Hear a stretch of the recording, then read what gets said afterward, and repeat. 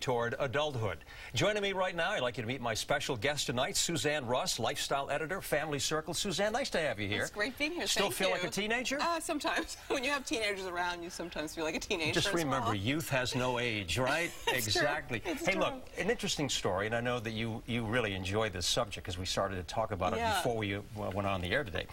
Do you think teenagers today have it a little more difficult? Is it easier? How do you compare it to the past? I think that our teens are on blast. And everything they do is larger than life, just because of the way society is now. You know, with social media, everything they do is hyped up. So I think that we had a little bit more protection, a cushion around us in certain ways than they do.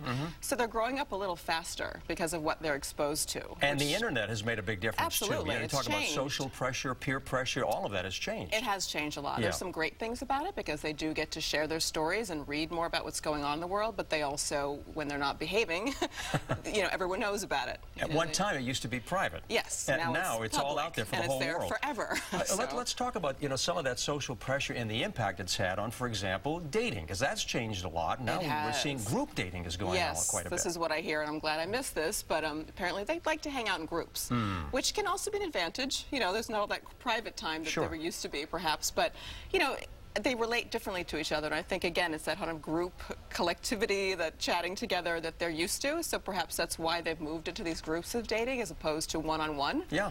Because I think they're moving away from that. And if it's working, fine with that. Yeah, if it's working for them, it's just different, and we just have to kind of get used to what they're doing, because that's the age they're in. What about role models, heroes? That's a big subject. How has that changed? Well, I think it's changed in some ways. I mean, as we were discussing, you know, parents should really be the role models, right? And I think most of them are. And most of them are. Yeah. And I think that with so much information that we're getting about these celebrities, do we really want them to have to be the role models? It's a big pressure for them, and I don't think kids should be going there for that. You know, they're a great singer, a great actor, whatever, but when it comes to their day-to-day life, they should be looking with their own community, even if it's small things. You know, the great guy at the garage, you know, something smaller and something relatable, and just, I know that's hard to convey to them. People they can look up to, you know, but just to kind of remind them these are real people that they want to look up to. Suzanne, if you look at the teenage years, how important is that going into adulthood, that experience? Oh, it's vital. I mean, this is where you're getting all your information. We want to expose our kids to so many things so that they're ready for life. You know, they know how to act on their own when they go to college, when they become adults, they can interact with different kinds of people,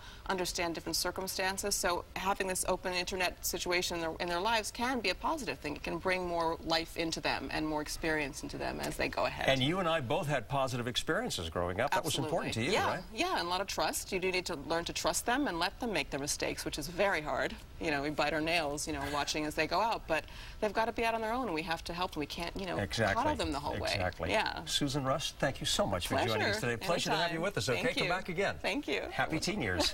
Okay. This is an ongoing series, by the way, a week-long special celebrating the circle of life, and tomorrow we venture into young adulthood. It's not always clearly defined. We'll look at this